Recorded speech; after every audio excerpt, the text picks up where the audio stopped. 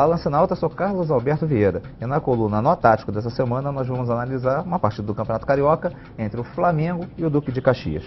A rodada do Carioca não apresenta nenhum clássico e, teoricamente, o Botafogo, o Fluminense, que vai enfrentar o Volta Redonda, e o Vasco, que enfrenta o Bangu, essas três equipes vão ter uma certa facilidade, acredito que são franco-favoritas, vão conseguir os seus resultados. O jogo mais equilibrado do campeonato, nessa rodada de fim de semana, reúne o Olaria e o Americano. É muito curioso, porque o Olaria é líder do seu grupo e o Americano é um dos líderes do outro grupo, né? Então, um confronto de líderes entre dois pequenos, no qual o Olaria deve conseguir um bom resultado caso saia de campos com empate. O Olaria vencendo, ele praticamente já está qualificado para a semifinal. E porque o jogo do Flamengo com o Duque de Caxias acaba se tornando mais interessante. O Flamengo não está na zona de classificação do seu grupo. Precisa vencer e torcer por uns resultados. E o Duque de Caxias é o quarto colocado do outro grupo, o grupo que está muito equilibrado. Ele está do lado do Fluminense. O líder é o Olaria, depois vem o Botafogo.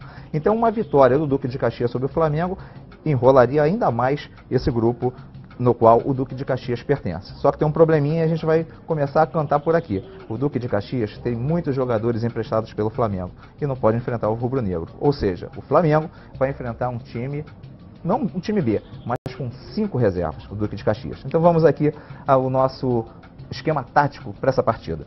Principal para ficar de olho, o torcedor do Flamengo ou quem quiser secar o Flamengo. Vitor e Genilson é a dupla de zaga do Duque de Caxias, tá? O Vitor ultimamente vem entrando bastante, joga como titular, o Genilson quase nunca. Esses dois jogadores são reservas, ou seja, a dupla de zaga do Duque de Caxias é a dupla reserva. Para completar, a defesa tem o Moreno e o Jogli, tá? Também conhecido, jogou em times grandes aqui do Rio. Esses dois jogadores, o Moreno e o Jogli, vão ficar bem fechadinhos na defesa, tá? Eles provavelmente, dificilmente vão sair do meio de campo. Mas só que é o seguinte, os titulares seriam o Lennon e o Antônio, dois jogadores do Flamengo. O Flamengo não aceitou que eles enfrentassem o rubro-negro, então a equipe do Duque de Caxias vai ter que atuar com o Moreno e com o Jogli, dois volantes que dificilmente vão sair. Com isso, todo o esquema de jogo vai depender do Lenilson, um jogador que cai muito pela direita, mas vem para o centro também. O Somália, que é o artilheiro do Duque de Caxias, 8 gols no campeonato, ele está muito bem na competição. E o Giovani Maranhão, que é a reserva, mas ele vai entrar nessa partida. Por quê? O Duque de Caxias vai apresentar um esquema muito fechado. Pode ter certeza que praticamente 3 jogadores vão ficar na marcação do meio de campo, seja o Moreno, o Juninho e o Jogli. O que acontece principalmente com o Juninho? Ele pode ser um homem de chegada, mas o Juninho ele deve ficar na marcação, tá, de quem cair pelo meio. Ou seja, o Juninho jogando um pouco mais atrás, tá? Atuando um pouquinho mais atrás, porque pode acontecer de ter a chegada do Thiago Neves mais para o centro, pode o Ronaldinho Gaúcho chegar por aí e, obviamente, só o Moreno na marcação ficaria muito difícil. Por quê? O Moreno tem uma tendência, tá? E é uma tendência importante, de ficar na marcação pelo lado esquerdo, tá? O Moreno pode tanto marcar o Renato Abreu, como pode auxiliar o Ari, que não é um bom marcador, pelo setor da direita. Com isso, o Moreno vai ficar um pouco mais preso na marcação, principalmente do Renato e do flanco, e o Juninho é o jogador que vai atuar um pouco mais recuado. Importante lembrar, temos o Lenilson, o Somália e o Maranhão. Esses 3 jogadores é que fazem a diferença do Duque de Caxias, como a gente vai poder ver aqui, principalmente aqui num vídeo, como que é a movimentação, porque o Somália ele costuma cair muito pela direita, tá? Então ele abre um espaço no qual o Lenilson entra e o Maranhão vem como um elemento surpresa. Várias vezes o time do Duque de Caxias faz essa jogada, porque o Somália é um jogador muito marcado, ele faz muito gol. Então precisa de um elemento surpresa para tentar chegar lá. E esse elemento surpresa pode ser o Lenilson. Vamos ver aqui no vídeo como é que é esse esquema. Olha só, o Somália caindo pela direita, tá? No momento, olha só, o Somália vai caindo pela direita.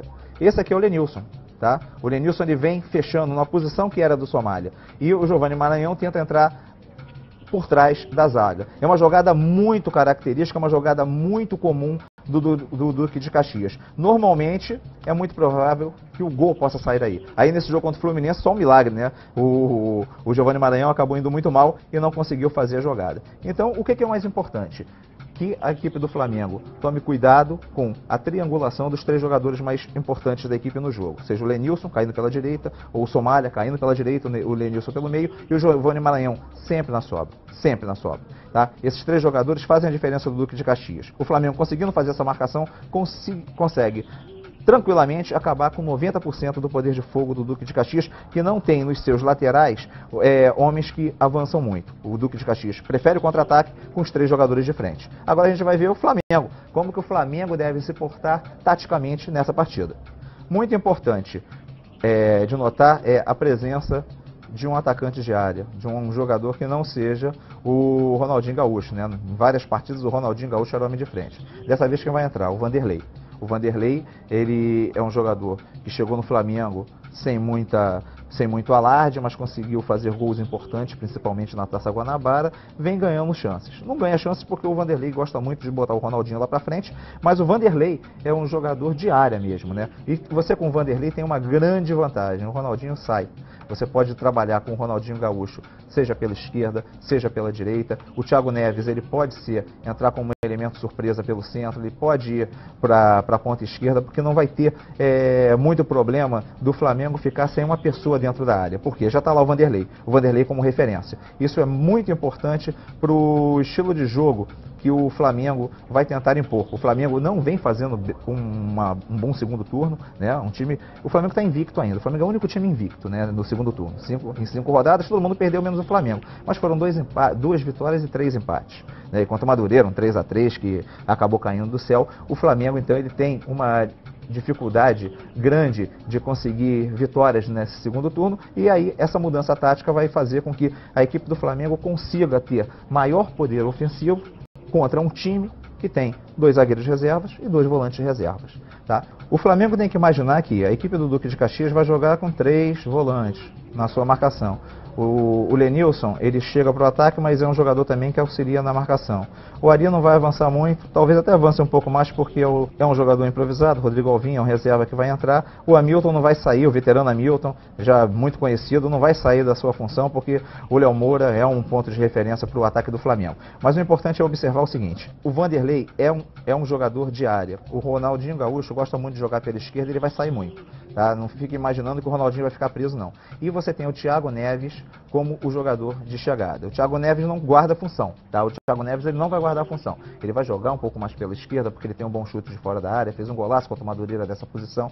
Ele vai cair pela direita, porque ele é um jogador que gosta de chegar ao fundo e tentar fazer o cruzamento, e principalmente ele vai chegar na área, tá? Porque ele chegando na área, o que acontece? Você tem o Vanderlei, como eu estou colocando aqui, o Vanderlei fecha um pouco mais no segundo pau, no cruzamento do Ronaldinho Gaúcho. O Ronaldinho Gaúcho caiu pela esquerda, todo mundo já sabe, ele vai cruzar para a área e é sempre um cruzamento perigoso. E quem vai chegar é o Thiago Neves. Então, a jogada do Flamengo vai sempre se basear muito no trabalho do Vanderlei, do Thiago Neves e do Ronaldinho Gaúcho e das chegadas eventuais, tanto do Renato quanto do Williams. Tá? O Maldonado vai ficar um pouquinho mais preso, não tem essa necessidade de ir para o ataque, porque ele ficando mais preso, ele libera os seus laterais, principalmente o Leonardo Moura. E tem uma jogada bastante interessante que a gente vai observar aqui de um lance do Flamengo contra o Fortaleza, que ilustra bem a importância da saída do Ronaldinho da área e ter um jogador de referência. Porque se eu estou falando que o Flamengo não está muito bem no Campeonato Carioca, no segundo turno, com 2 vitórias e 3 empates, na Copa do Brasil o Flamengo está de vento em popa, né, como o pessoal fala.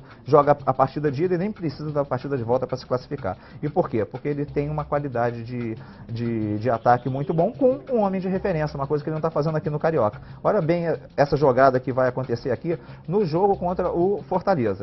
Repara só que o Ronaldinho Gaúcho, ele sai da área, levando 2 marcadores. Aqui ele está muito para a ponta esquerda, mas ele normalmente joga um pouco mais para dentro da área. Chega um elemento surpresa, que é o Thiago Neves. Ele veio correndo aqui para receber a bola aqui, que foi o passe do Ronaldinho, um passe curto.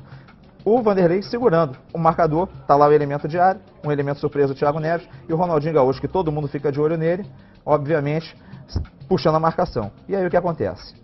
Uma boa jogada do Thiago Neves, e chega o último elemento surpresa aqui, né, que vai ser o Renato Abreu, que é aquele cara que cai pela esquerda, ou seja, a marcação tem que vir em cima do Renato Abreu, porque se não chegar ele vai chegar, ele vai conseguir concluir, e o Renato Abreu nessa partida conseguiu o improvável, né, um chute de perna direita e vai fazendo seu gol.